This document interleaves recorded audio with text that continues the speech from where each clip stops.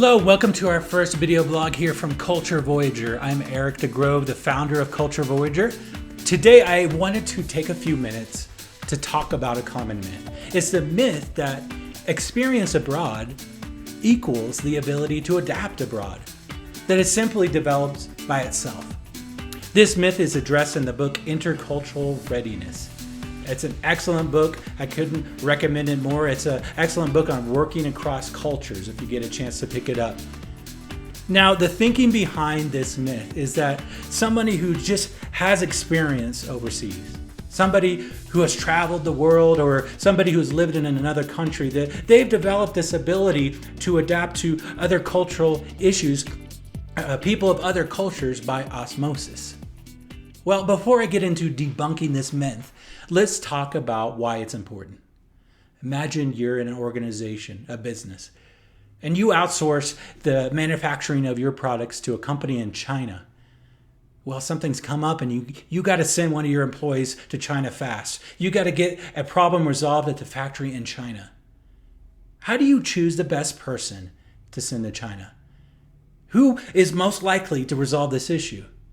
Who should go to China? Well, the person you would naturally think of is somebody who has experience abroad, right? Somebody who's traveled to Asia, possibly. Somebody who knows how to get on an international flight. But if you were going to choose an employee to deal with a problem back home, a problem with a vendor across town, somebody that makes something for you in the same country, you might send somebody else, right? You would probably send somebody that is great at building relationships. Somebody that knows how to build a relationship with a vendor so that that product is made exactly the way you want it made. So it is made and everything is resolved on time and made on time. Well, do you see the problem here? Do you see the problem with the employee that we would naturally choose to go overseas? We're not expecting the same skill set as the person we would send across town to the vendor there.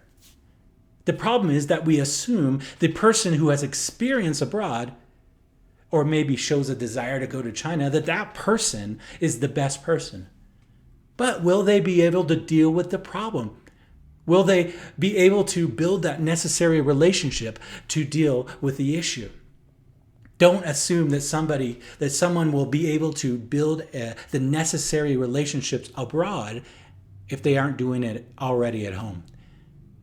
Even if they've traveled internationally many times or if they've lived overseas.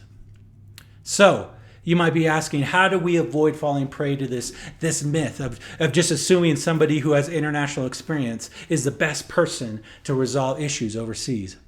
Well, first, we look beyond whether a person or maybe you yourself has been abroad or maybe enjoys traveling or is interested in going. We look beyond those things.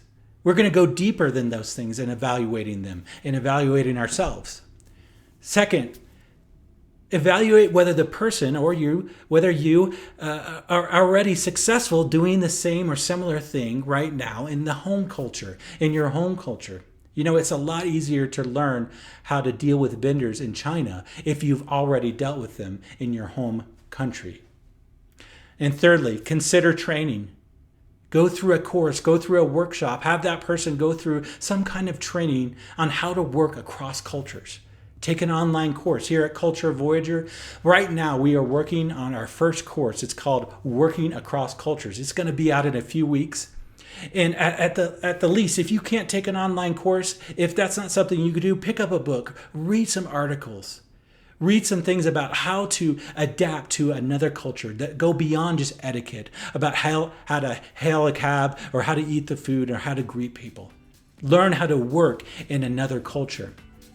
I hope this quick discussion helps you consider what success in other cultures looks like. Be sure to subscribe to Culture Voyager updates on our website. And I look forward to more discussions about international myths and other things coming up in the next few weeks.